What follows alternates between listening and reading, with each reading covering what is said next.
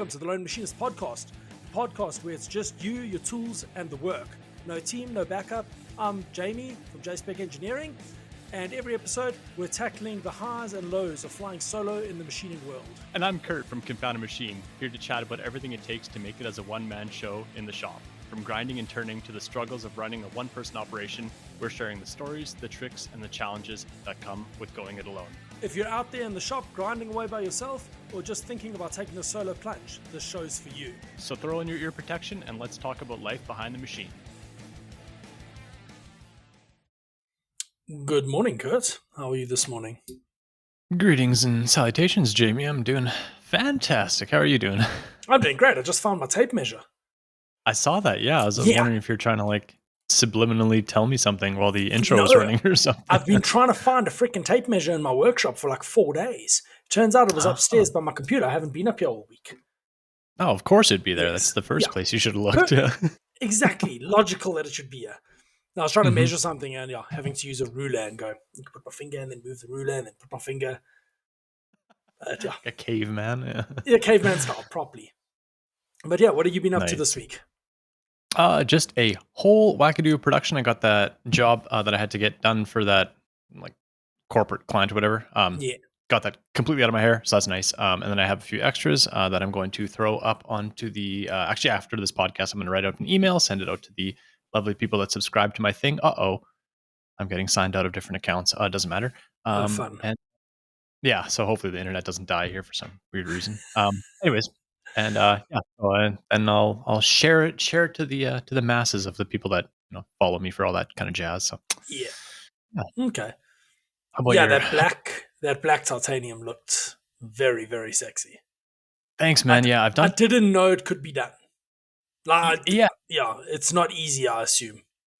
No, it's a process. And actually, I talked to it's a knife maker, Rob some fuck. I'll get his name later in the podcast, and I talked to him about it, and we kind of shared some because I think I found a process to do hard coat anodizing on titanium, whatever. For type 3, type 5, I forgot what it is. I never remember the difference. Type 3 usually is hard. Yeah, I know in aluminium type 2 is not super hard, and type 3 is very thick and very hard. Yeah, so on titanium, when you do hard anodizing, you get kind of like a military gray-green. It's a super cool color. And if you look anywhere on the internet, it is like the most guarded trade secret in the world. I've read I spent one whole summer just reading white papers on it. And I finally cobbled together 3 or 4 different white papers and found a process that works. So I think it's Rob Johnson. I think that's his. I think he makes knives. Anyways, he knew how to do black anodizing well. And then I kind of shared some details on this hard anodizing. So we kind of swap stories. But anyways, I ran a bunch of beta tests on black pens for a while. It doesn't work super well on anything other than a really aggressive blasted finish. Because it needs to bite. It needs tooth to the. Anyway, so the little iso grip pens work perfectly because they got pockets, so you can blast the crap out of them, and then they're shielded. They're shielded from getting rubbed, so I think they'll work really well. So we'll see. Okay. No, it looked really, really good. Thanks, man. Yeah, it's got a cool look. That bright polish and then the dark black. It's got a cool contrast. It looked really, really good. But so you just finished up production this week. I just did a whole wackadoo that and some other stuff. But I mean, we'll get into it. You look like you have a list longer than my arm. So I finally finished those 1,000 Dutchman squeeze box pins, the accordion pins. I blanked them out on the MCO a month and a half ago, and then I needed to make a setup in the mill. So I finally made a setup in the mill, and then rigid tapped 1,000 M1.6 holes in a day. Nice. Didn't break a tap either. That was great. Did you have how many were loaded at one go? 10. Were you doing onesie? No, I was doing 10 at a time, So I made a fixture. I needed to be able to push the parts out to eject it, so I couldn't make 2 fixtures back to back on on a pallet. And they don't come around often enough to justify throwing them. Well, I could have put them on a pallet, but didn't really justify the effort. So I just made a thing that goes in my vise, slam 10 of them in, tighten the bolts, hit go. Actually, the fixture came out really, really nicely. Nice. I must probably post a picture of that on Instagram because it really was really impressed with the way that worked. But that was one day. Made 1,000 of those. Nice. And then finished the drone landing gear this morning. So made 200 components. worth 2 ops each on each component. That finished out, and then we made 1,000 aim assists over 4 days for torque splits. That's the stupid little thing we press on. I was managing to do about 300, 350 a day on Bertha. Bertha was just running flat out. Put 750 millimeter long bar in, hit go, 36 parts come out. You pick them out the machine, load a new bar, hit go, and it carries on. There's a mountain of shavings in the whole corner of the machine. Because I don't have any storage for steel chips currently. So, I made a mountain in the machine. So that's tomorrow's endeavors to clean that out. Nice. Yeah, but it's been a very productive week. And then I've started on those molds. The first one came out of the machine about 2 hours ago. Second one will be done in about an hour and 20 minutes time. So after the podcast, I'm going to run downstairs and go check that everything's happy. Machine will turn itself off, and then a little bit of hand polishing. So I polished up the first half because there was a little bit of a blend line. I've got to use so I do all the finishing with a 4 mil end mill, ball mill. Then I come in with a 1 millimeter ball mill to just chase out a few corners. And where they meet, I can't get the geodesic to go over the way I want. So I literally just go there with a EDM stone, blend it, hit it with some 1,200 grits, and it's all blended together and done. I polished the one out in like 5.5 minutes. So it's not a lot of work to polish them out. Okay, yeah. So it's not worth like just chasing the whole thing with a small tool. No. I'll blend it out with the Scotch-Brite pad and some 1,200 grits, and if they want it shiny, then they can polish it themselves. What are they? Are they like laying up carbon into it, or they are going to mold release, paint it, and then lay their glass straight into it. When it comes out, the part's painted already. Okay, I got you. Okay, so that's a pretty nice smooth. Finish. Yeah, no, and it is. It's a pretty nice finish. A little bit of funny business going on.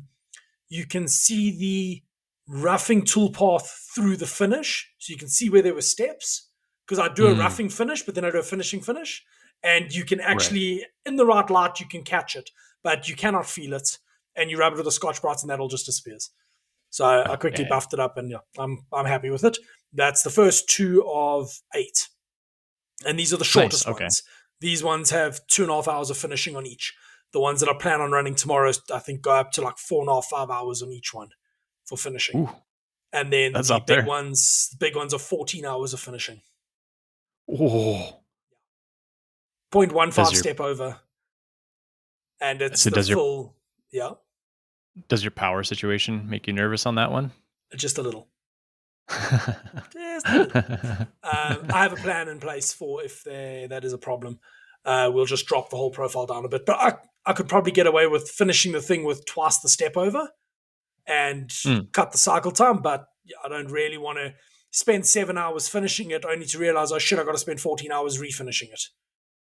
Totally. No, I get that. I might experiment. So I ordered a spare piece of each mold size. I ordered a spare piece of material. So I might experiment tomorrow with one of the bigger cavities. And worst case, I just drop the whole profile and I've lost 4 hours. It's not the end of the world. Yeah, well, and it's not like you have 1,000 to do or like shaving. It might suck some extra time. I have a deadline on these, but like the deadline is 23 days away still. So machining is not the limiting factor. The morons who can't keep stock is the limiting factor. Like the reason that I make the locating pins on the anchor point is because of these guys that I buy the drill bushes for these molds for these molds. They are useless. I'm waiting for them to confirm when I can expect my drill bushes to be there, because if it would be Wednesday, it would be really nice. So I could, while I'm out that side of the world, I could pick that up as well. Nice. But I thoroughly doubt it'll be then. Yeah. Cool. Yeah. So what's happening with your springs? So they came in, which was nice because this is the local company, or local to me. Yeah, the one you can throw a baseball at. One I can throw a baseball. I mean, I have to have a really strong arm, but they're in my hometown. And they were kind of waffling on the tolerance I wanted to hold. Yes. And I asked them, I'm like, hey, like if you make a batch and like you're, let's say you're +5 thou on the ID, I'm assuming they'll all be +5. Yeah. Like it won't be like +5 -5 +8. Like once it's set up, I'm assuming it's all going to like clank, clank, clank, clank, clank, clank, clank, clank until you put like a new roll of wire in or whatever. And so they were kind of hesitant on it, and they quoted me a tighter tolerance.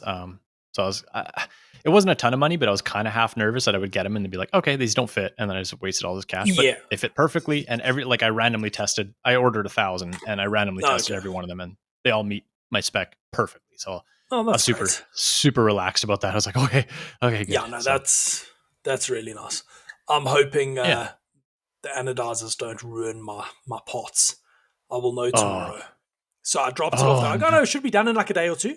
And then they had an issue with their tank. So then they were messaged the guy today, what's happening? It was meant to be a day or two because we're now like nearly a week on. And he was like, no, sorry, we had an issue with the tank. It's going to go in tomorrow. I'm like, cool. Any chance I can pick it up on Wednesday when I'm in the area? Like, it's not far. It's all of 30 kilometers, 25 kilometers, somewhere around that range. But I'm going to be up the road picking my mom up from the airport. So I'm like, I'm planning all my errands for Wednesday morning that I pick my mom up and then she can just tag along with me while I go visit like 5 or 6 different people, getting all the screws for the anchor points, picking up the anodizing for the anchor points. Like there's a whole bunch of stuff in that area that I want to just knock out in one foul swoop. Right. But yeah, nice. we will see. Hopefully they don't ruin it because I will be very sad if they do. Oh, that would suck. Yeah, that would suck. How many body? 21. Okay, it's a lot. Yeah. Or enough anyways. It's a lot. Like if I look at the material cost is minor. It's more the time that's been put in there to machine all those bodies. Like if I look at what my actual costing is on that, it's a lot of fucking money that's I'm risking on the anodize. Like the anodize is, I think, what's it? It's 5% of the cost of the actual cost for the unit. Or the cost for that component. So it's like, cool, I'm risking 95% of the value here on a 5% process. Right, yeah. But yeah, I'm sure it'll be fine. Like, I gave them one. They phoned me and asked if I had any parts that they could put in their display cabinets. I was like, yes, I have one of the samples you did for me for free that has the wrong size pins in it from when I tried to use dowel pins. So I engraved my name on it and then sent it to them. Well, I gave it to them as a sample. Oh, cool, yeah. After I engraved my name on it. Why not? Of course. Yeah, put JSPIC engineering on it, like freaking straight up. So yeah, that's now going to be in their display cabinets. Oh, which is kind of cool. Yeah, so we'll see. Those are coming back. Heat treat I should get back tomorrow, hopefully, as well for the pads. So anchor point batch 2 is well on track. The biggest question right now is the slide valves.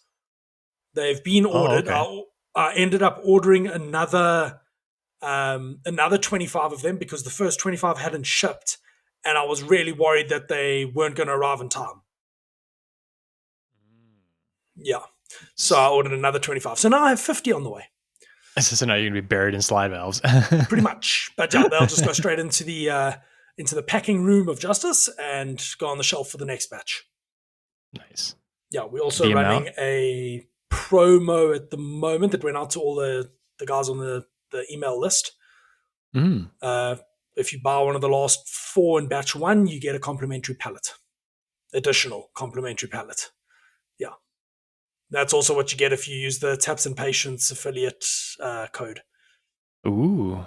Yes. Don't sleep, folks. Yeah. There's 4 of them sitting on the shelf waiting to go. And then the next batch will be ready. We're aiming for middle of the month. Is when we're aiming to have those all sorted out. So I've been shoving that production in between the other production things. Nice. But yeah, then I had to adjust the price on the anchor points by $30.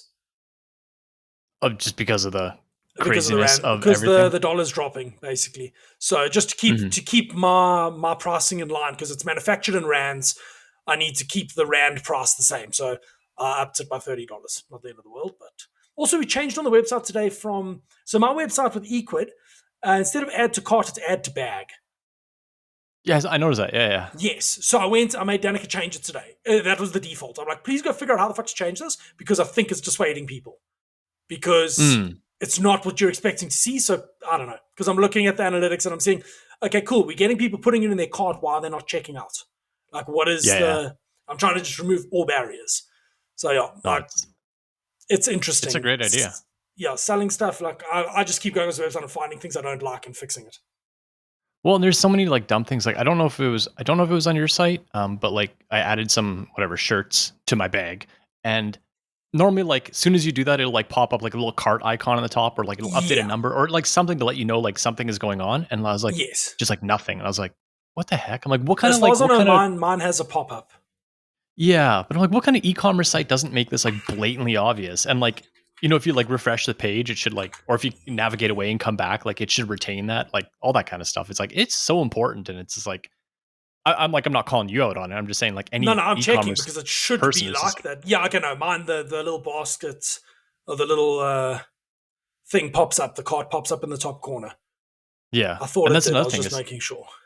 like I check on mobile and then I check on the desktop because like I'll look at my traffic and I'm like, okay, 80% is coming through, mobile. And then like you're Yeah, like, oh, everything renders like crap. And it's just a weird thing to have to think about. I Danica's mean, on that. She checks for mobile compatibility because she knows I'm pointing people there from Instagram. So that's yeah. with Wix, you can go and switch to mobile view and make sure because we were apparently I'm overpaying for Fusion 360 by like a factor of 3. I was at a customer today. They're like, no, they bought it from the local agents. It was like 7,000 Rand. I'm like, pardon fucking me. It's like 14, 15,000 Rand. Yeah, put it in the thing. Like really like less than half the price. So Danica goes to their Yeah. website on her phone. Website doesn't load properly. Then she scrolls down and their email address is obscured. It's got like the Okay. first 3 letters and then little starter keys at the little name of the company. It's like, whoa, what the fuck? Do you not want business?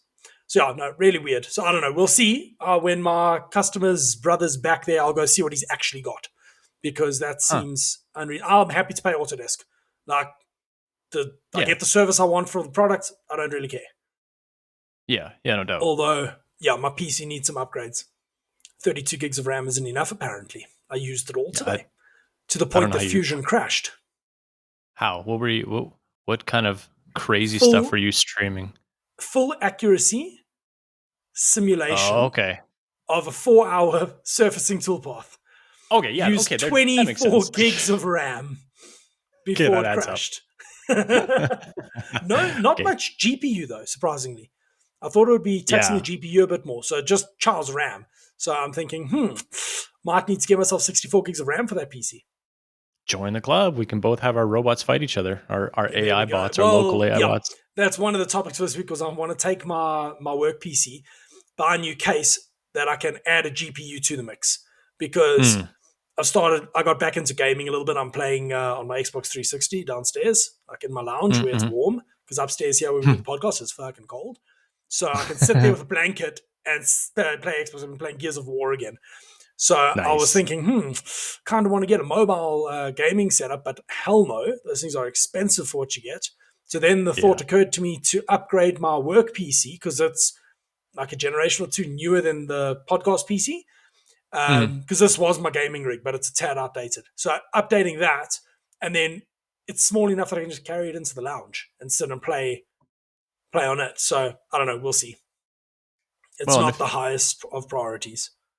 if you have a quick enough network, like I know I messed with it on my, because Subnautica was a game Yeah. I loved, and I still play Nice. Subnautica. But it like I wanted to play it on my phone because same thing. I just want to like laze around and I'm like I want to play this on my phone. And if you have Steam, you can sling to a device. As long as your network is quick enough. So your PC, your big like gaming PC will run it and then it'll just like sling just the visuals and then the control back and forth to your device. And it works surprisingly well. Relatively well, yeah. Because I was thinking of doing something, I was thinking of building a Raspberry Pi based RetroPie handheld that I can emulate PS2 on. Because there's a few games I want to play that were on PS2. So I could play Need for Speed Most Wanted, the actual good one, not the remake.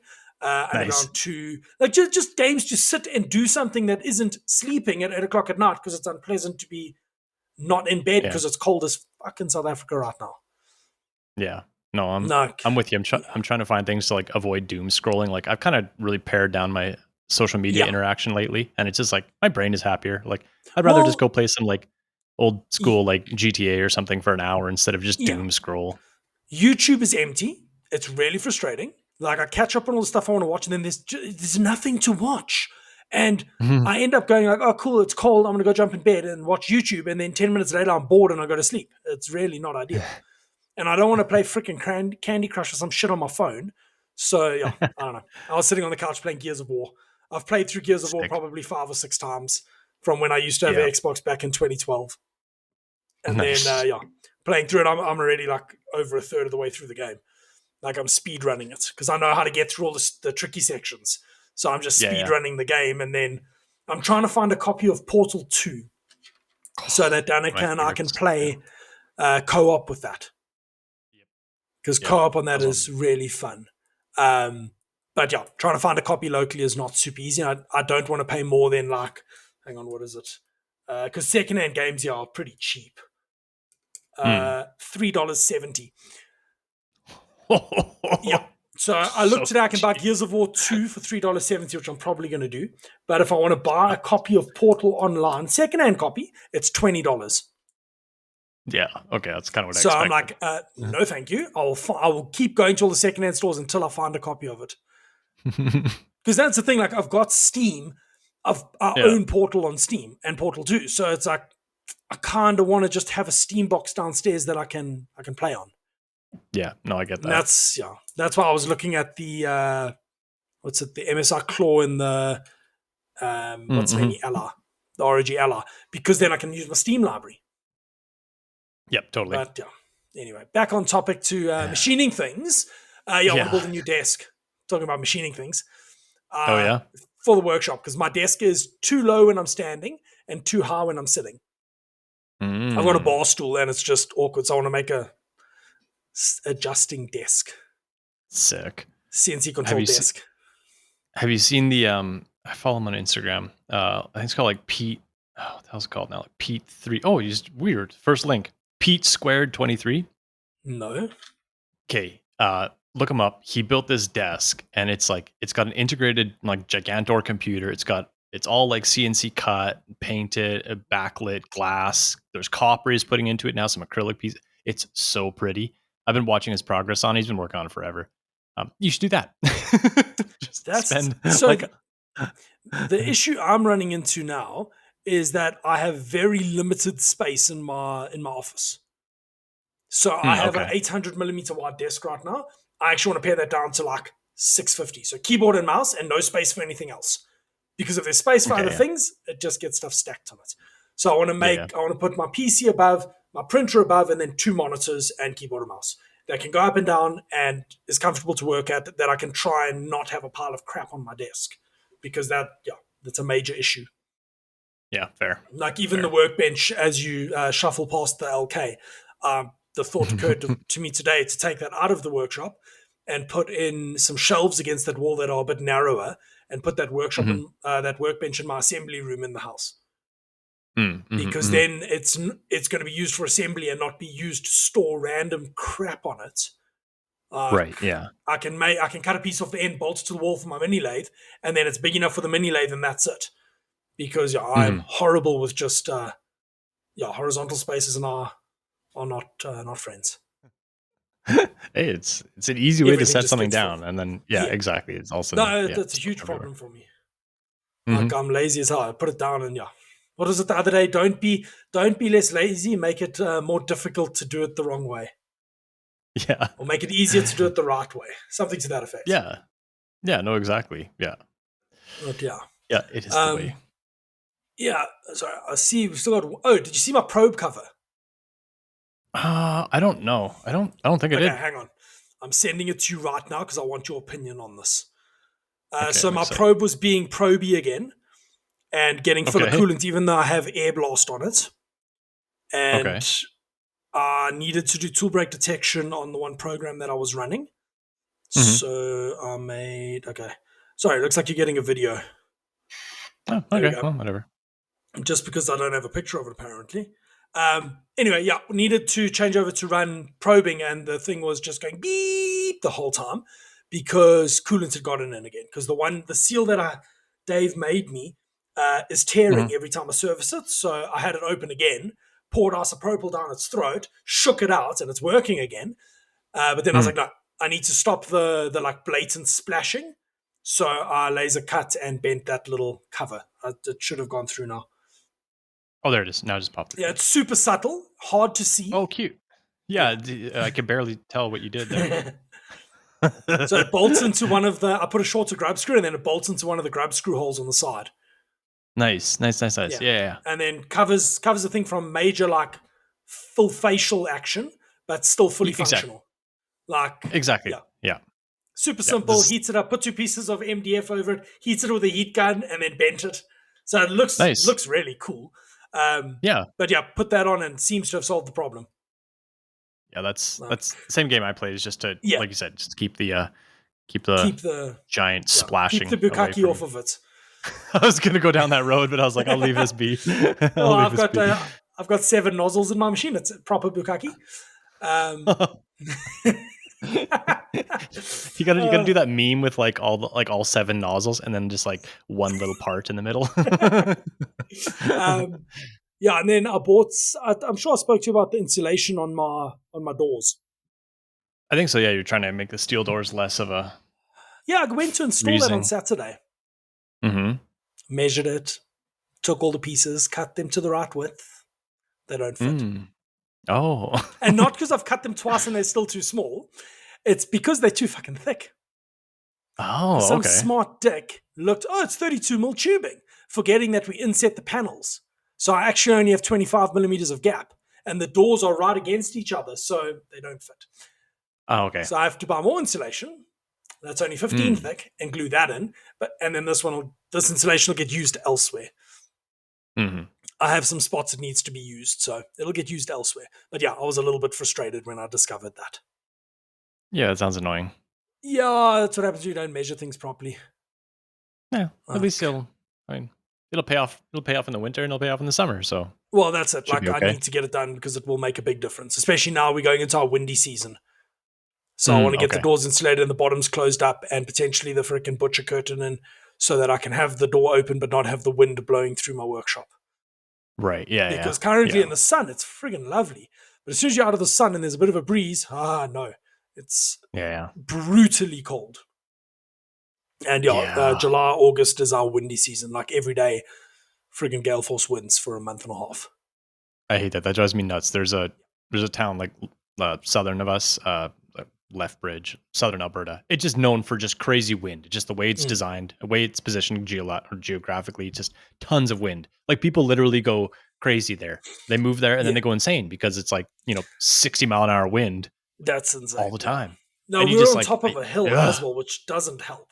Like every night the wind blows you to the point that I was thinking of getting a wind turbine because that's how much the wind blows. Like every night. So, wow. But anyway, we're getting into our windy season, which is bad for DLGs, but good for building them. I guess, yeah. Because I have plans for an Orca 1.4, which I'm trying not to build. But Roger's a bad influence. Out the wazoo. Dude, no. So, I sent you a message this week to say I was thinking of building a Corexy router. Horizontal router, because I have the motors, I have the spindles, all I need is the linear guides, and I'll have the plate after these molds, because I ordered a spare plate. I'll have the plate to do it as well. Right, yeah. Now you just gotta somehow conjure up the time. Yeah. Yeah, that's not the end of the world. Just stop doing work and machine fun shit.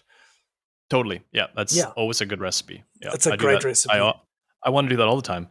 Yes, that's great fun.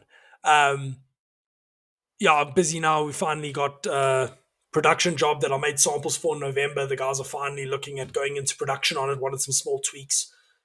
So I sent them a quote, and I'm like, cool, when you pay for it, you can have your samples. Until then, you ain't getting nothing out of me. And you best not come with, can we have another 20? It's going to be you order 100 or you go away. Because I have to, 20 and 100, I need to be building a fixture and using the correct tools for the job. Like I can make 10 of them with what I have, but to meet the cost goals I have in mind, I need to buy a bunch of new tools. Like I need a 25 millimeter U-drill. Turns out you can't get bigger than 25 with a 25 mil shank. I tried. Because I'm going to put a 25 mil U-drill in the LK. That's sizable. Drilling aluminium. I guess. I want to basically come in, punch the center of the part out, and then I can drop in. There's no helixing, wasting my time. So I can just drop straight in to do the adaptive clear. That goes from, I think it's going to take 6 or 7 seconds to drill the hole. Because it's not deep, but to helix in is 30 seconds. So it cuts cycle time. And when we're doing 4 at a time on a pallet, it starts to add up very, very quickly. So my plan is to have those, 4-piece flow. So every time I load a pallet and hit go, 4 finished parts come off. So we do op 1, op 2, and then op 3. But busy trying to optimize how to go about that. So great fun. So I see you're out of screws. And then after that, we're going to go into some Q&A stuff. Ooh, yeah, we actually have some this time. Yes, we have a Yeah. bunch. So this last batch, as I'm now like flush out of screws, like I have none, and I should order some. That would be the intelligent decision to do, just to like, make sure I'm don't have my back up against the wall, but I don't want to. Like screws are kind of expensive. Like by the time they hit my shop here, they're like, it cost me, like $300-400 to order, a pack of 100 screws. Comes in itty bitty little packages. It's kind of, and I was just like, oh, I could can I make them for cheaper? Probably not. Do I have the titanium to do it? Yes. Like I always have offcuts that'll work perfectly for screws. Yeah. Like build a pallet. That's what I want to do. Is I want to have it in a pallet so that at the end of the day, I just throw the screw pallet on and I hit go, and it takes whatever 4 hours to run. I can go make supper. I can go do my things. So yeah, I have 19 different tool paths I'm going to try yet for that. All those tools I bought like 2 months ago that I just haven't gone around to yet. But now I'm up against a wall, so now I have to do it. So once I get these pens out, I'm gonna piss around with the screws and see if I can get a reliable recipe going. And I don't know if I can't, maybe I don't know. I don't know what I'll do yet. I don't know. I don't want to go to broaching. I just don't like the idea of broaching. If I can maybe undersize, make them flathead screws. Totally right. Yeah, that everyone would love that. Just a nice big flathead screw. Big flathead screw. The worst driver on the planet. Yeah, I maybe if I could find like an undersized broach, I wouldn't mind doing that. Like broach it and then just clean the wall up. But I don't want to do that. The thing is, broaches, you don't know where they broach. That's the problem. Yeah, you can't clock them. So I'm just like, well, you say that, but you could clock them. How so? Put a stick out the side of the broach. Oh, okay, Spins and it hits something. There we go, clocked. Like, sure. If it's dumb and it works, it isn't dumb. Totally, yeah. You could make a plan, but there's no need to clock them. But I want it. Whatever. So, anyways, I think I'll be able to make it work. I'm sure even if it takes to work. Even if it takes a million years, I don't care. Like it's the machine we're talking right now. The machine isn't doing anything. It sits all night, as I do now. It sits all weekend. Like there's just I've just gobloads of machine time. For a change, we're talking, and my machine is running. Ooh, normally it's right, off. yeah. Yes, it's molding. Yeah. So it's going, and then it's going to go to a 0.5 millimeter ball nose and carry on doing that shit. Yeah, that's my goal. That we have to do the podcast. Going to run tool break detection. Yeah, of course. And then I'd have to move the podcast from sitting right in front of the machine to, I don't know, I'll sit in my closet and do it or something. So it's not just heinously loud. Yeah. Yeah, no, so I've been wearing my new headphones and now my workshop's loud. Because those things cut the world out, and now when I don't wear them, I'm like, oh no, this is horrible. I hate this. I'm used to the quiet now. I feel like an autistic kid. I take them off and I get upset that the world is loud. Yeah. Because those things I ran for, today was day 3, the 3rd day in a row that I've been listening to stuff most of the day, and they're not flat yet. They're on charge because I'm going to use them tomorrow, but they haven't run out of battery yet. Oh, that's good. Yeah, no, they really, they do the trick. I know I've wanted speaking of like spectrum-y behavior, I wanted to buy, you ever seen those, like they're called like loops or something like that? They're like earplugs that you put in, but they let some sound through, and you can just wear them like, they're meant to be just worn like out around the town. And they just drop the decibels down by like, whatever, 15 decibels. I was like, I kind of want a pair of those. Just because the world is loud. Like I like quiet. I just like. Well, I mean, I'm used to now. I run them with, active listening mode. I drop it to like level 1 or off, or entirely off. And entirely off, you can hear the machines are running, but you can't hear anything. You put it up one level, then you can hear the tool changes and stuff happening. So like if I'm running a first part, then I'll put the volume or put the pass through up so that I can hear what's going on, and then back down and go sit in my office and be quiet. Like, I have my headphones, and I'll go for a walk with my dog at like 2 a.m, and we'll go through the forest, like the dark forest in the night, and I'll crank it so it has like pass through, but it's amplified. Yeah. Oh, nice. So then all you hear is the sound of like the sticks under your feet and the leaves rustling, and I'm just sweating profusely walking through the forest, being like, something is gonna eat me. Oh jeez. Yeah, I think we're gonna go. Well, we were meant to walk the dogs this afternoon, but I was doing mold stuff, and I have totes on the back of the truck to take shavings. So tomorrow afternoon, I think we're gonna shoot down and go walk the dogs quickly. Cool. During the week when no one's there, because then we can let them off lead a bit and let them run. It's quite interesting to see how much bigger their circles get when there's 2 of them. So normally we put Kana off lead. She won't go out of sight. You put Drax and Kana off lead, and then that circle doubles in size because they've got backup now. Yeah. But then I'll throw rocks into the bush, and then you watch them try and get whatever's in the bush. And you just keep throwing rocks, and you check these dogs pouncing on the grass. It's super cute. We went last week. It was quite nice. But yeah, anyway, let me shout out our Patreons who support us on Patreon. Thank you to all of the patrons, especially thank you to Jade from Benchmark 20 and Luke from Fabtastic, who support us on the top tier and get a shout out for supporting us. But all the Patreons are greatly appreciated, and you make the wheels on the podcast go round and round. You can find Patreon, you can search the Lone Machinists. That took me a while there. I think there's also a link on the website, thelonemachinist.com. There's also links there through to the Lone Machinist merch store, which is just on JSpec store. But yeah, you can go check it out there if you want to join. Also, the podcast is available on Apple Music, Spotify, and YouTube. YouTube, you just need to search Jamie DCO. It's on my YouTube channel, and that is what it's named. So had James, or Freaky Climber from the Tabs and Patience Discord, asking me about that today. So thought I'd quickly address that. He has now subscribed to me because I told him just go search Jamie DCO and you'll find it. So anyway, but we got some questions. I sent Curt the super long one. That is from Ready Saw. Do I actually have? I've actually interacted with that guy a few times. Yeah, I don't see his name on here though. Anyway, so we got let's deal with that one because it's a nice long one. And then we've got a couple other questions that came through on my post as well, or on my story. So the question, this is going to be a killer to read. Wish me luck. Okay, question for the podcast. How do you guys keep track of design versions, revs, CAD files, and CAD files? Do you use a logbook or other method as a single source of truth?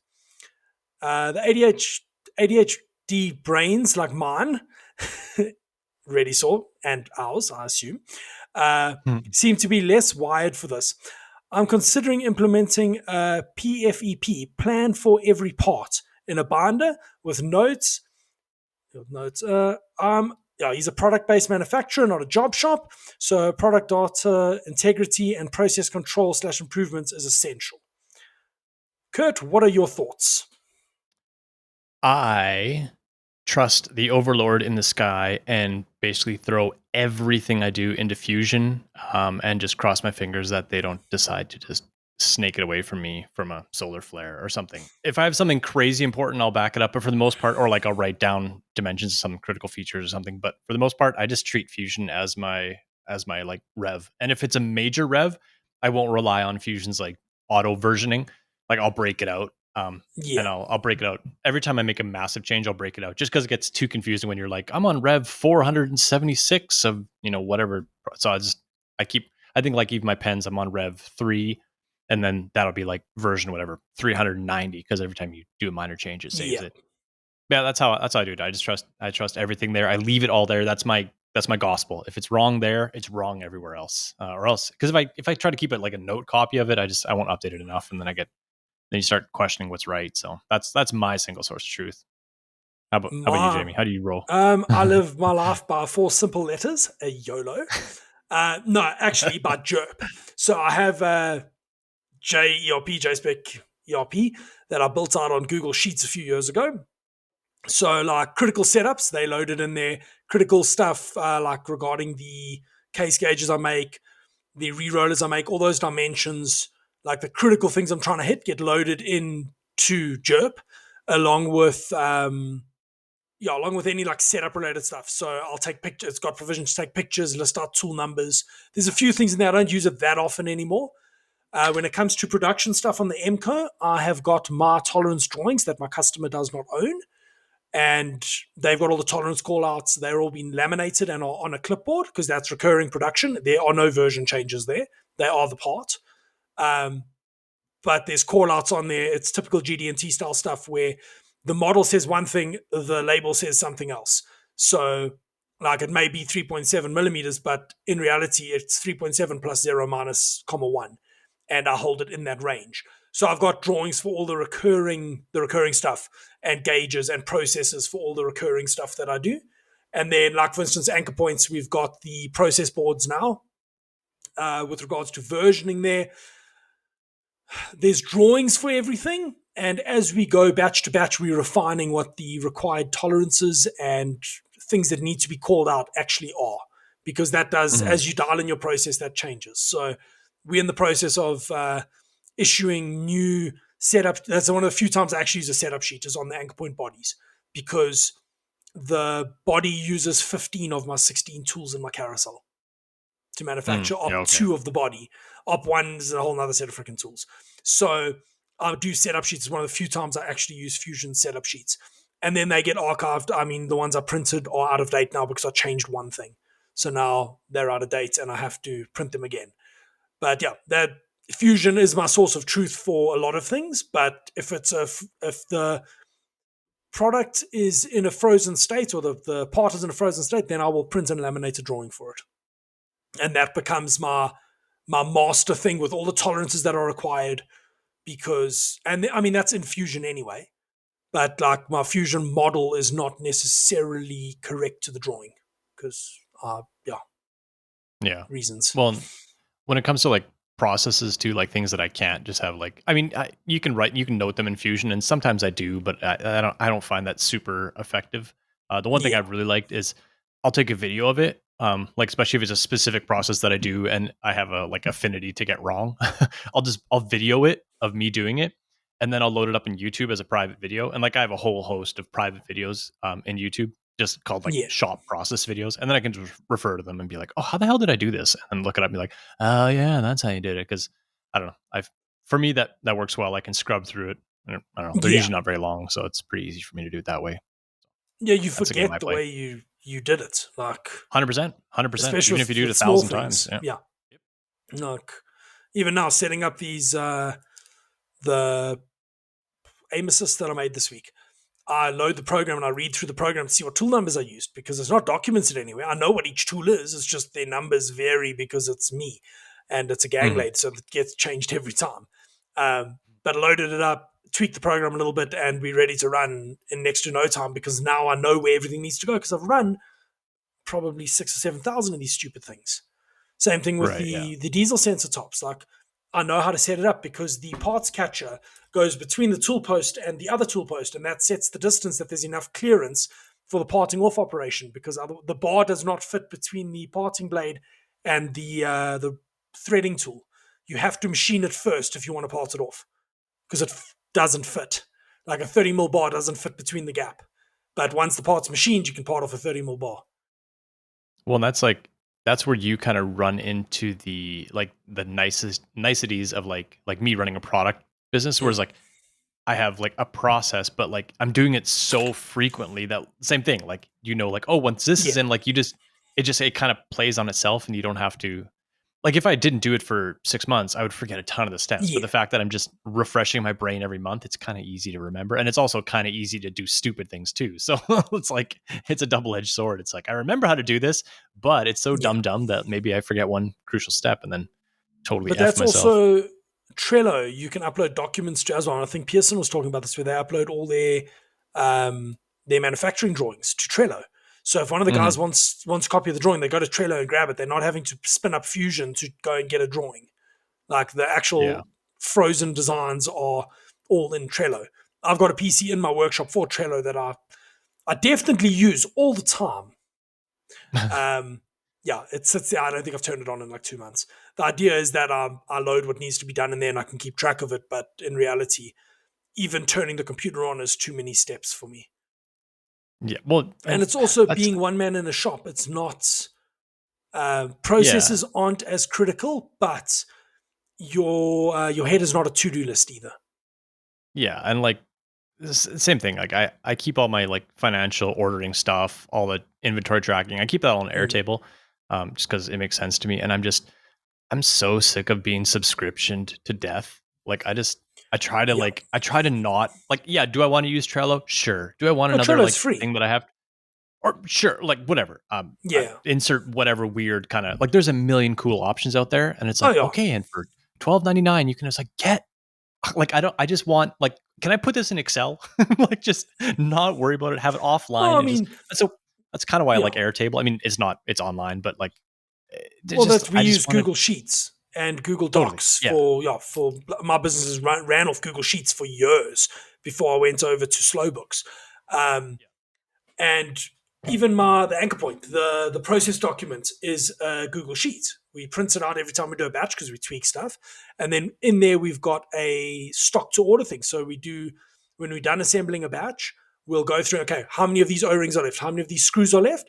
Gets update this thing. How many are we doing in this batch? Okay, how many parts do we need to order to be able to make the batch plus two complete units? hmm So we have a little hmm bit of a buffer, but we're not sitting on 5,000 screws when we actually only need 120 screws. And totally. yeah, that again, just in Google Docs. Danica prints it, comes there, writes in all the numbers, types it back into the documents, it updates, and we know what to order. Yeah. And Like, honestly, like if I wanted like what I wanted, like I use Google Sheets and I use like app scripts and all that stuff because it pairs so nicely together. yeah. What I want to do is take all my Airtable stuff and then roll that in. What are you phone is thinks I'm talking to it. I want to roll all that stuff from Airtable into app scripts or like write my own app for it because it's just like I want less things Yeah. to worry about. Like I want the less software I can have running and the less stupid note things, like the better. So do you have a G Suite account? I do, yeah. Okay, then you can use App Sheets. Yeah, that's what I use. Yeah. Yeah, okay. Yeah, App Sheets is great. Like, that's what I Oh, it's built fantastic. my ERP on. It's friggin' amazing. It took me probably half a day to build out, and then I never looked at it again. I think Danica added some functionality for me a while ago, but I can't actually remember. Yeah. And I think the only reason I like, I mean, obviously I started with Airtable because it was easy and I didn't know about app Yeah. sheets at the time. But then like my phone, whoopsie daisy, I'm dropping shit here. Um, like when I go to the store and buy something, like I have it set up so that I can just use a camera and take a picture of the receipt, take a picture of the product. It Yes. automatically loads it into my Airtable. Like it calculates all the jazz for me. It's like, that's just, it's so convenient. Like I don't have to keep paper Yeah, no, around and like 100%. just dumb stuff like that. It's just like, yeah, just the I'm easier you meant to make be things, doing that with better. QuickBooks, but I don't. Yeah, QuickBooks can suck a big old Yep. hairy whatever. Yep. I hate that software. I will go. It is tedious as hell to use, but anyway, Bean Counter Uh, says I must use it. I don't want to go to jail, so I listen to him. Fair enough. Like, if that's what he wants to use, let him use it. Yeah. Danica actually needs to scan my slips tomorrow for last month before the Bean Counter asks me for them again. Because she Yeah. scans all my slips. So in my truck, we've got two folders, one for VAT, one for non-VAT. Come end of the month, she stands at the scanner, loads them, and just makes a multi-page document scanning them in. Takes her all of 15 minutes. But in her mind, it's this like 4-day endeavor that Yeah. she needs to brace for and plan for. So getting her to actually do it's a little bit tedious. Well, But that's the thing is I want it fast enough so that when the receipt is printing out of the machine, I can quickly just open my phone, take a picture, and throw it yes. away. Like I want it no barrier for me to do it, or else I won't do it. And then it happens sometimes. Then I have like 6 receipts sitting on my desk, and I'm like, oh, and then they're hanging in my brain, and they're taking up space that I could be using to think about, fun things, and just like, Yep. yeah, No. It's ah, all these stupid things eat up capacity. you got to wear all the hats. Yeah, exactly. Yeah. It's like, So we did get some other questions, and I put my phone on silent for when my mother-in-law inevitably phones me. Okay, Freaky Climber. Why is the podcast not on YouTube already? It is, James. I already sent you a link. Then, we'll do Joshua from Firmworks sent in a question. This is a great question. Where did I put my adjustable spanner?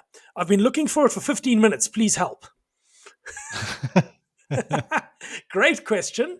It's exactly where you put it. You put it somewhere so safe that you can't even find it. You see the new black vices he got? I'm assuming he got that black coating Dude. nailed. They Yeah, look no. so pretty. They Yeah. look so good. I've been chatting to him about them. Like, they look really, really Yeah. good. Because I want to get a big self-centering or two for running the anchor point bodies and pallets, because currently if the material stock changes size, my part shifts and then doesn't clean up the one side. It's really frustrating. So I want to get self-centerings, but he doesn't have stock currently. It's a bit annoying. I know, because I want rather support him than China. Absolutely. Absolutely. Yeah. Okay, and then 2SM Performance, also known as John. Oh, yeah. Sorry, things are being weird on my screen. Okay, anyway, let me not be autistic on the show. have you guys made the full transition to heat shrink, or do you only have them for finishing? I have them for none because no one sells heat shrink locally. And Curt's thoughts on heat shrink should be interesting. Yeah, they can also line up to suck that big, hairy, whatever insert item you want there. I'm not, if I bought some really fancy heat shrink tooling, I'm sure I'd be impressed with it. But finding heat shrink tooling at a 1/8 size, because like most of my tools are 1/8 or 3/16, there's like two companies that make it, Haas and Meritool. The only two companies I know that make long gauge length 1/8 heat shrink, and everyone basically says don't heat shrink 1/8 because it's annoying. I agree with them now. It is. I'm not happy with the tolerance I get out of it. So the but I think is also terrible. On a 1/2 inch or 1/4 inch, it's a different situation. Probably, very much so. And I know John's running it on a 1/2 inch and getting pretty good results on it. Totally, yeah. I think you would, it'd be way easier to heat shrink 1/2 inch. And like if you're running out sub 1/10 on a 1/2 inch, you're happy. If I'm running 1/2 tenth on a 15th thou tool, I'm like, this is useless. It's gone. I'm gonna be blowing shit up. Yeah, so I'm not pleased with it. Oh yes, on the tool holder front, I retired one of my ER holders. Oh, like forcefully retired it, or just retired it because you? The body of the holder cracked a while ago. Oh, but it had a drill in it, so I didn't give a shit. But then I needed the collet for a tap, so then I retired the holder. But again, for what it cost me of a whopping $29, it can go in the bin. So cheap. Yeah. It's drilled thousands of 2.5 mil holes, so it's fine. It can be retired now. Well, Godspeed, little Godspeed, little holder. You did you're solid. I want to buy a DC-12 holder. Ooh, that's getting a little bit bigger. DC-12. So I want to buy a DC-6, DC-12, and a DC-4. But yeah, trying to be a responsible adult and pay bills and things. It's horrible. Yeah. No. It gets in the way. It gets very much in the way. But it's fine. We'll sell a bunch of anchor points and then I can buy fancy tools. People do that so that we can talk about things. Yeah. Yes. Buy Jamie's anchor points so we can keep talking about things on the podcast. Well, no, regardless of whether I sell them, we're doing another like 40 episodes because that's how many we paid for already. So, yeah. No pressure, guys. I don't know if you've listened to the last two Taps and Patience. I think the one came out on early access today. I think I got everything but the last one. I got 1 to 2. I'm 3/4 of the way through the one with Justin. With Justin, you bet. Yeah. Okay, cool. So you haven't got to the fun bits right at the end at 1 hour 47, I think, or 37. 1 hour 37. I don't think I'm quite there yet. No. Okay, I've actually got the video clip. I'm going to probably post it on Instagram in the next day or two of the three of them gushing over the anchor points. Ooh. Because all three of them have anchor points. Nice. Yeah, so they got their bribes. Yeah. Yeah, they got their bribes. And then anchor point came up again in episode 122 of Taps and Patience. And for anyone who listens to us and not them, please go listen to them. And if you've got any work for Subtract, just put us as the affiliate. Because we have an affiliate thing. So if anyone listening to us gives Subtract any work, you can select us from the affiliate links when you are checking out. Then we get a small kickback as well. Ooh. All these things cross-promoting. I'm not aware of. No. This is we're becoming influencers. Oh, whatever happened with becoming an influencer and getting vacuum cleaners and things? They told me to go fuck myself, basically. I did that. Okay. Yeah, some of them came back with like, sure, but you have to do this and this. I'm like, nah, I'm not doing that. Sorry. Yeah, you came barking on my door. I just asked for the world and wanted to see what came about. Yeah. No, but I think there's a lot of that where up and coming channels will give them like whatever they ask for just to get free stuff. Yeah. And that it's like if it's in line with what I'm kind of interested in, sure. But like, and then I get a bunch more for like some weird flashlights and all kinds. Like, I'm not interested in this. Like, no, you're slinging garbage. I don't want to. Yeah. No, exactly. Like, you don't want your name associated to that cuck. Yeah, I mean, it's fun. Well, it'd be fun to do it in like a totally realistic sense. Be like, here's this weird, but like, if it doesn't pair, it's like I'm not gonna. Yeah. No, 100%. Oh, speaking of fancy things that you make, have you tried machining resin yet?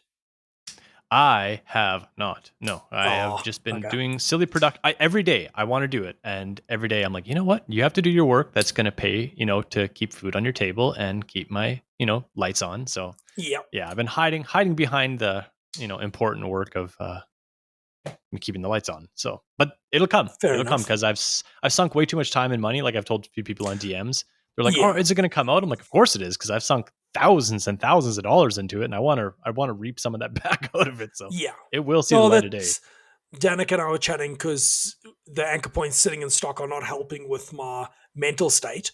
But she was like, Totally. You can't give up on it now. I'm like, no, there's no intention of giving up. This Mhm. batch is getting finished, and I'm probably going to build another batch whether they sell or not. Like, I'm sure they will sell. It's just, yeah, the longer you're in the market, the more, um, what's it? John and I are discussing this. Like, the longer his store's around, the more random sales he gets. Like, Mhm. doesn't Mhm. promote and just, you've been around, your name's been around. So it's like, yeah, we're just riding it until we hit the downhill side of the roller coaster. Mhm. And that, yeah, you just got to suck it up and carry on with life.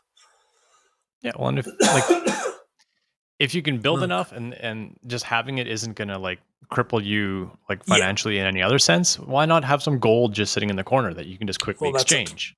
Yeah. But at the same time, I wouldn't go build 1,000 of them because No, that's the why? thing. Like, Like, yeah. yeah, No, that's the thing. Like, it would be a lot easier to be producing these, and I'd probably be doing a lot more promotion stuff if I had customers that would place orders like they're meant to, that would fix the cash flow situation, and then making 50 of them is a minor detail. Like, the cash right, flow's there, yeah. but yeah, with customers being as retarded as they are, I actually need to phone the accounts department tomorrow and shout at them because they're now 8 days overdue with the payment for stuff that was delivered in Yeah, the middle of last month. It's like, guys, do you want to pay me a lot of money for your drawings and get told to go away? Like, that yeah, is where we're heading at this point. I was yeah. actually, the CEO was sending me videos. He's in China. Apparently the Chinese say I print really good 3D prints. Oh, that's Yeah, cool. he was in That's China. nice. The injection molding the parts that I was 3D printing samples of. He sent me a Mhm. video like, are they submarine porting these things? He's like, I don't know. So then he asked, like, yeah, no, they're submarine porting, they're injection molding samples this week Cool, of the cool. enclosure that are modified and tweaked and whatnot. So kind of cool, but like, okay, cool. My involvement in that project is now done. Can we Right, get back yeah, to yeah. actually making the production stuff that we do? So Mhm. hopefully this week we'll be making these sensor housings, which I still need to figure out how they're going to pot these things. I'm considering a complete redesign um, where they can pot the board in and then press a aluminium cap into it, similar to one of the other Mhm. sensors. Instead of screwing the board and then potting it, then screwing a form in to create this cone of potting compound. It's a little bit freaking stupid. And just because that's the Mhm. way it's being done doesn't mean it's the way it needs to be done. Yeah, yeah, yeah, yeah. So I might have to just go and tell them politely that they're fucking stupid and they need to do it properly. I Well, have a good way of luck. being polite. Yeah, exactly. Very Yeah. persuasive. Yeah, very straight to the point. I still Yeah, pitch up there in shorts. I used to go there in long pants. Now I just pitch up whatever I'm wearing on the day is what I wear when I go there. You get what you get. Let the yeah. work speak for itself. Like, Yep. you're welcome to go to China. Good luck. Considering I'm beating them out on multiple components, good fucking luck. Yeah. And I'm Yeah, not I know beating them it's out like because I'm undercutting them either. I'm making good money on the parts. Like, but yeah, anyway, yeah. that's. They were actually discussing my in episode 122 of Taps and Patience, my shop rate, because I've chatted to Jacob about it quite a bit, and they were Mhm. discussing shop rates and things, and I'm like, yeah, my shop rate is hilarious, but it's the going rate, and Yeah. like they were discussing the blank pallets being made on Subtract, and he ran it through their costing thing, and I'm like, cool.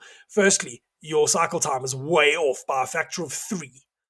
Never mind the material cost, which is off by a factor of 2. And then yeah, Yeah, the because I can price because I can, because I know what the totally. competition charge for things like.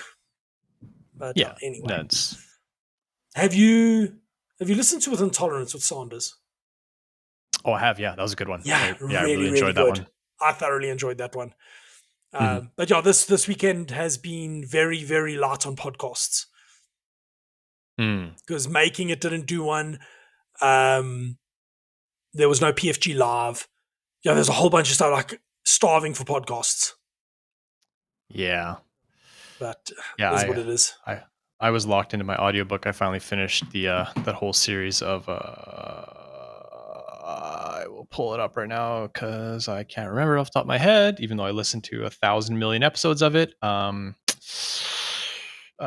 Allenson, Expeditionary Force. So I listened to all the Expeditionary Forces. I think there's like 16 or 17 books. So yeah, that was nice. that was a good series. Enjoyed that. And then I just listened to I'd say Dennis E. Taylor is like one of my favorite authors as well. He did the whole Bobaverse series, and he came out with another book called Flybot, and I'd like immediately downloaded that one and listened to it and finished it. Nice. It was okay. I didn't mind it, but yeah. Yeah, so I need to install Everent, I think, and get into audiobooks.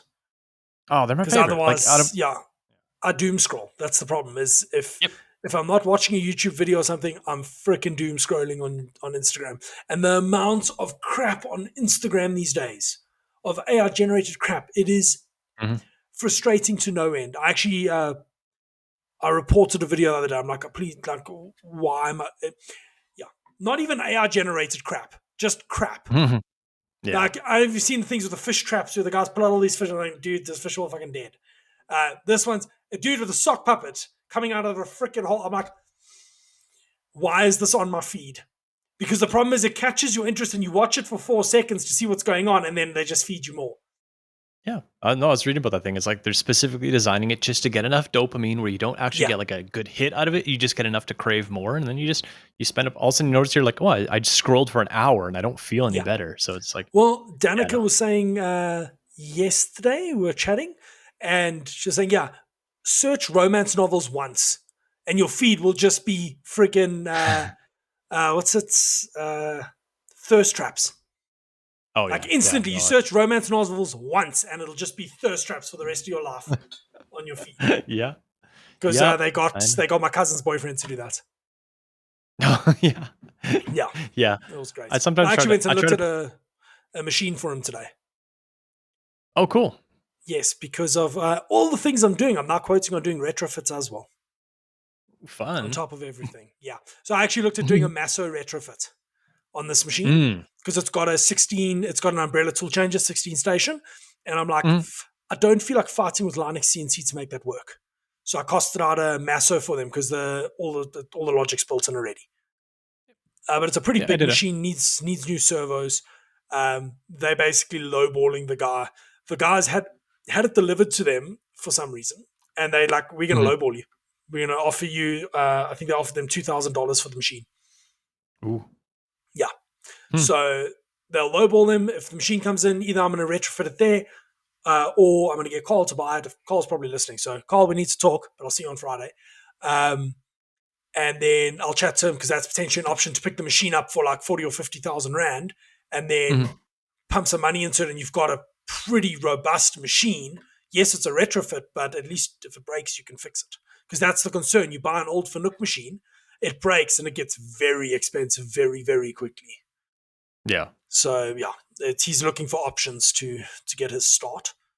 But Jamie's retrofit services.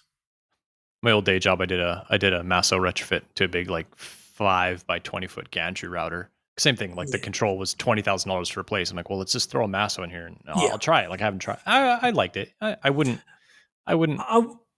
use it first. Yeah. So but it's super user because it has no macros. Totally. That's deal breaker for me. That's why I didn't put it on the MCO. I looked at it seriously for the MCO, but I wanted to bar feed macros, and it doesn't really support it from what I could see. No, but for like like something that's someone maybe that's less technical to like support and work with, it's fantastic. Like and it seems fairly hardened. So it's decent. Well, so I looked at it. It's there's a local agent, Geek Tech or some cuck. I spec'd out the G3 Touch, a 5-meter wiring kit, because I don't know if you've seen the wiring harness kit they do now. Really sweet, that you plug into the board, you run 2 DB cables to your panel, and then you have a breakout that emulates the thing. Really cool. Bloody expensive, but really cool. So it was the G3 Touch, that, 2 relays, the MPG, and there was something else that I threw in there. Anyway, came to came to $2,800 to buy it locally. Yeah. And just on $2,000 to buy it from Australia. I'll buy it from Australia, thank you. Yeah, that's the I'm game not I played. paying an extra $800 for convenience fee. Like, get knotted. The Oaks here just rip the ring on shit like that. So I quoted them basically, I gave them a ballpark for the Masso for 3 new servos, and then hoping we can reuse the spindle servo. The drive's there, the servo's there. If we can't, it's another 24,000 Rand for a 3.7 kilowatt servo, which is like $1,400 servo and drive. Yeah. No, which isn't too bad. It's good for that. I mean, like for the guys that I retrofitted it for, I gave them a binder and I loaded up all their files and I just printed QR codes because you can plug a QR code scanner into a Masso, and then like for the they load a sheet up, it told them like what kind of material to load into the router. Yeah. And then they just scan the QR code and it auto pops up everything. Like I even put a QR code for warm up. They scan that, it warms up. Like I made it stupid idiot proof. Yeah. And like I've got a customer who's got one. He's learning Fusion and learning to run CNC. He's a pattern maker. I don't know if he's actually learned anything, but yeah, they bought a machine with a Masso. And I messed around on it a bit. I'm like, it's okay. I don't know. That's good. I wouldn't run one in my shop just because I like a little bit more than it offers. Also, the fact that I have to use their stupid relay boards annoys me to no end. Yeah. Because their TT or their control logic voltage is stupid. Yeah. On purpose. Like, it's really daft. But I was chatting to them when they just released, when they're still on the G2, I was chatting to the guy in Australia. Because I was building the Slowio at the time. And I was chatting to him because I was going to go visit them when I went to Australia for work. And then I think the trip got delayed or something. And then, our schedules never lined up. But back in the day. Back in my day. But I quoted them to put new motors on a Bridgeport-style machine that had been retrofitted. The controller had died, so in January, I put a Linux CNC, just a Mesa board with a controller, and reused their motors and drives. But for some reason, the Gecko drives are cutting current to the motors. It's a 12 Newton meter motor. When it's moving, I can grab it with my hand and stop it. Just grab it and stop. So I'm like, okay, you need to replace your motors. The motor replacement costs the same as the controller, but is what it is. I was there today and I was like, what's happening? He's like, no, we chatting to the guy that's going to buy this and we're going to make him pay for it. I'm like, okay, I don't really care. Like, when you're ready, tell me, give me money and I'll do the job. Like, I'll be in and out of there in a day. It's not a big job. But yeah, it's always fun going there, looking at tools that I shouldn't buy. Anyway, I think we should wrap up. This is going to be a nice long episode. What have you been Googling? I have probably been Googling nothing of too much fun. Let's pull up the old Google box and see what I've been looking up. Apparently the LK is still running. Nice. Some SFM stuff, virtual audio cable, which is what I'm using right now to pipe some audio from, I like to use OBS. So I'm piping it into Zencaster because Zencaster is very persnickety, doesn't have like a bunch of source options. So I wanted to put more compression and weird stuff onto the audio. Anyways, that's just nerd audio stuff. Quilling tools. That's you know who you are. Yeah, it's freaking great. Some secret listener put me onto that. Nice. I used to do that back in the day. It's cool. I thought it was like crochet because I quickly looked at it and I was like, oh, those are crochet hooks. And it's like, no, it's quilling. I'm like, what is that? I'm like, oh, that's kind of cool. It gets really intense. I used to do it in high school. Really? Yeah, it looks kind of fun. I bought a kit in high school and used to make all sorts of fun shit with it. Yeah, it kind of looks interesting. Not that I want to go down that rabbit hole. Don't go down that rabbit hole. And then I found this modifying headphones. I like audio stuff.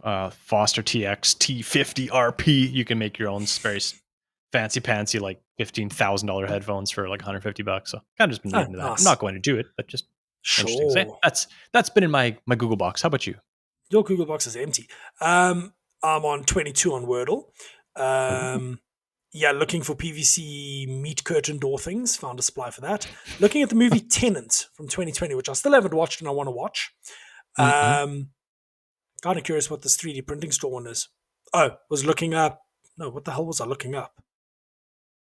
Closed loop steppers to see if they had stock for that customer we were just discussing.